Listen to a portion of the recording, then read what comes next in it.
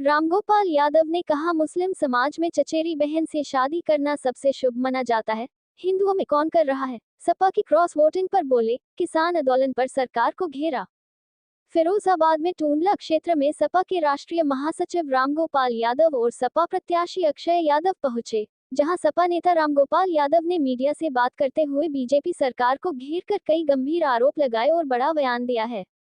किसान आंदोलन पर बोले, सरकार किसान विरोधी है, किसानों पर गोलियां चलवा रही है। पहले भी सैकड़ों किसानों आंदोलन में मारे गए थे। ये सरकार कभी किसानों की बात नहीं मान सकती है, किसानों पर गोली चलवा सकती, किसानों को मरवा सकती है। चुनाव नजदीक है और बीजेपी का कहना है कि 400 प्लस होगा इस बार। आपका क्या कहना है? उत्तर प्रदेश में क्या पोजीशन रहेगी? उत्तर प्रदेश में बीजेपी हारेगी, बहुसंख्यक सीट गठबंधन जीतेगा। ये ऐसे तो सब झूठ बात कहते हैं, अब जनता समझने लगी कितना असत्य बोलते हैं दिन रात ये। तो अब ये काम करेगा नहीं इनका फंडा। ज़्यादातर देखा जा रहा है कि जैसे इंडिया गठबंधन जो है पूरी तरह बनता नजर नहीं आ रहा है। जिस तरीके पहले बातचीत हो रही थी, सीटों बंटवारे को लेकर कोई बातचीत नहीं हो रही। दिक्कत नहीं, देखिए जहाँ अलग लड़ रहे हैं वो स्ट्रेटजिकली चल सकते। जैसे बंगाल है, बंगाल में अलग लड़ने से ही बीजेपी पूरी तरह हार जाएगी। मिल के लड़ने से थोड़ा सा कहीं उनको वोट मिलता है।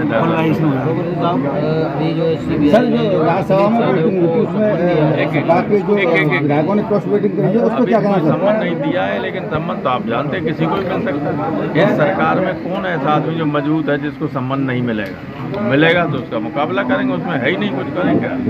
हाल ही में राज्यसभा चुनाव हुए, सदस्य और कांग्रेस के जो इस तरह से क्रॉस वोटिंग हुई है, तो उसी के मानते हैं कांग्रेस ने हमें वोट दिया, 2 थे तो उन्होंने वोट दिया, कोई नहीं हुई। पूरा हिमाचल में जो है कांग्रेस हिमाचल वाले सदस्यता खत्म हो गई, पढ़ा नहीं आता, पढ़ लिया कि नहीं? बिल्कुल। हिमाचल में 6 MLA ने क्रॉस वोटिंग की थी, स्पीकर ने आज उनको डिस्क्वालीफाई कर दिया। अब अपने यूपी में स्पीकर उनका है, वरना हो जाता। सर, समाजवादी पार्टी उत्तर प्रदेश में कितनी सीटें लड़ेगी और कितनी जीतेगी? समाजवादी लड़ेगी 63 सीटें, 17 लड़ेगी कांग्रेस।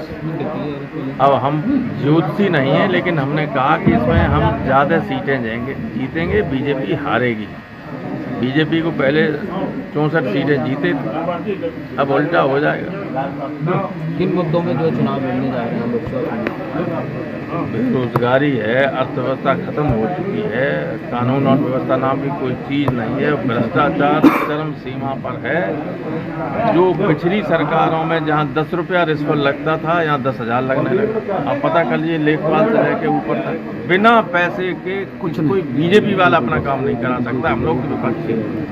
उत्तराखंड में समान नागरिक संहिता जो है लागू की, यूनिफॉर्म सिविल कोड, और देश में भी इसकी तैयारी हो रही है, तो उससे क्या मतलब? ऐसा है, ये कहीं समान नागरिकता पूरी समान नागरिक संहिता का मतलब है समान रूप से हो।